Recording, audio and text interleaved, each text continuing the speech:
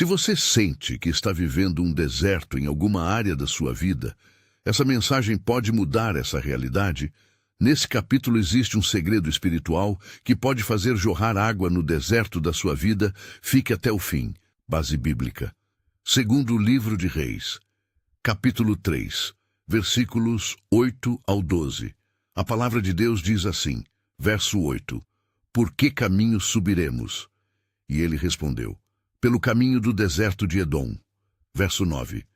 Partiu o rei de Israel, o rei de Judá, e também o rei de Edom. Eles caminharam 7 dias pelo deserto. Mas havia um problema. Não havia água para o exército, nem para os animais. Verso 10. Então o rei de Israel disse, o Senhor chamou estes 3 reis para nos entregar nas mãos de Moabe. Verso 11. Mas Josafá disse, não há aqui algum profeta do Senhor, para que consultemos a Deus por meio dele. Então um servo respondeu, aqui está Eliseu, filho de Safate, aquele que servia ao profeta Elias. Verso 12. Então Josafá declarou, a palavra do Senhor está com ele. E os reis desceram para falar com o profeta. Agora vamos entender o contexto dessa história. O rei de Israel, chamado Jorão, queria lutar contra Moabe. Então, ele pede ajuda ao rei de Judá, chamado Josafá. Eles também fazem aliança com o rei de Edom. 3 reis, 3 exércitos, uma grande batalha. Então, eles decidem atacar Moabe passando pelo deserto. Mas algo inesperado acontece.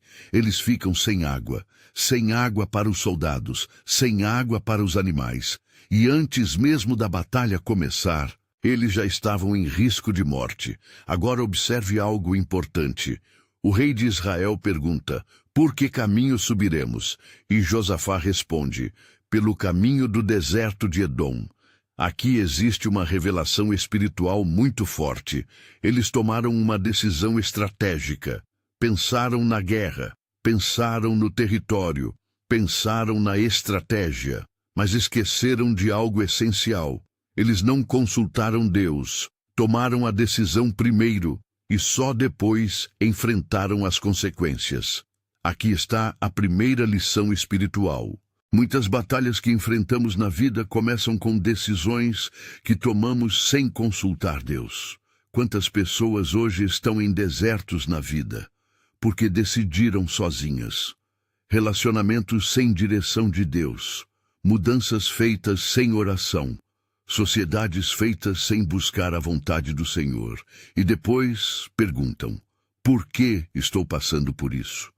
A Bíblia nos mostra algo muito claro. Nem todo caminho lógico é o caminho escolhido por Deus.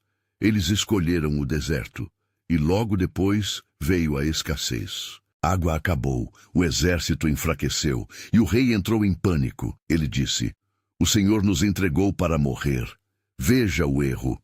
Eles não consultaram Deus, mas agora estavam culpando Deus. Isso acontece muito hoje. Quando algo dá errado, perguntamos, por que Deus permitiu isso?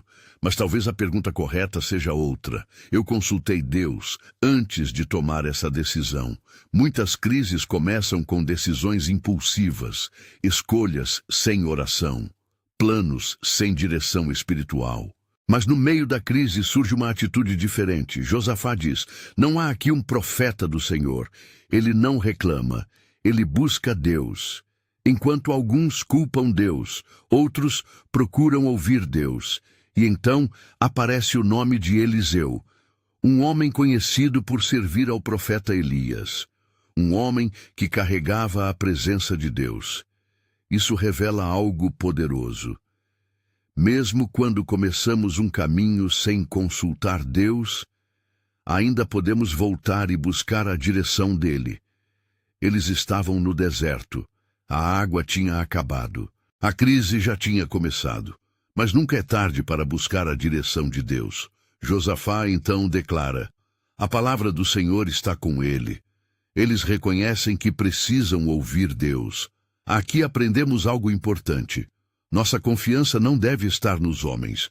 Deus usa pessoas, Mas a resposta verdadeira vem do Senhor. A Bíblia diz em Jeremias capítulo 17, maldito o homem que confia no homem, mas bendito é aquele que confia no Senhor. Agora eu quero te revelar um segredo espiritual poderoso desse capítulo. O segredo das valas no deserto.